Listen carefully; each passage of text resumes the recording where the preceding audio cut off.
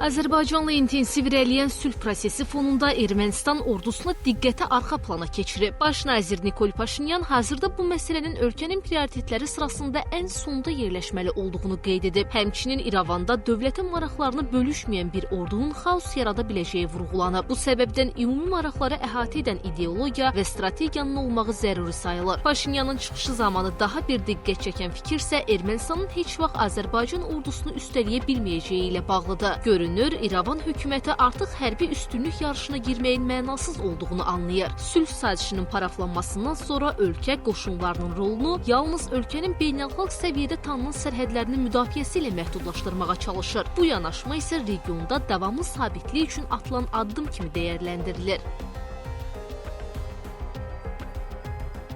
Paşinyan o mesajı çatdırmağa çalışır ki, ümumiyyətlə indiyə qədər Ermənistan xarici siyasətinin əsaslandığı böyük Ermənistan ideologiyası Ermənistanı fəlakətə sürükləyir və nəticədə Ermənistan 100% şəkildə məğlub olub. Buna görə də Paşinyan o fikirləri çatdırmağa çalışır ki, Ermənistan reallığa əsaslanmalıdır. Özünü irəli sürdüyü real Ermənistan konsepsiyasına əsaslanan yeni ideologiya formalaşmalı və Ermənistan cəmiyyəti eyni zamanda ordusuna buna əsaslanır.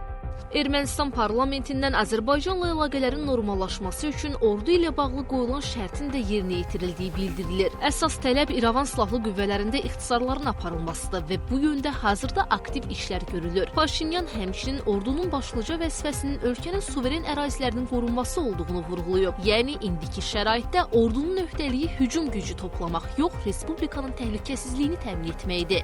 Gələcəkdə bağlanacaq konkret sülh müqaviləsi onu ehtiva edir ki, bölgədə dayanıqlı sülh və sabitliyə gedilməlidir. Bu kontekstdə Ermənistan ordusunun islahatlara getməsi, Ermənistan ordusunda artıq həm də ixtisarlara gedilməsi ilə bağlı Paşinyanın fikirləri onu deməyə əsas verir ki, sülhə doğru addımlar atılmaqdadır və bölgədə, eləcə də Ermənistanda orduya əsaslanaraq, orduya arxalanaraq sülhə nail olmaq, təhlükəsizliyə nail olmaq daha önəmli deyil. İrəvanda səslənən son açıqlamalar Ermənistanın hərbi strategiyasında yeni mərhələyə keçidi göstərir. Bu yanaşma isə regionda sabitliyin möhkəmləndirilməsi və uzun müddətli sülhün bərqərar olması istiqamətində mühüm addım kimi qiymətləndirilir.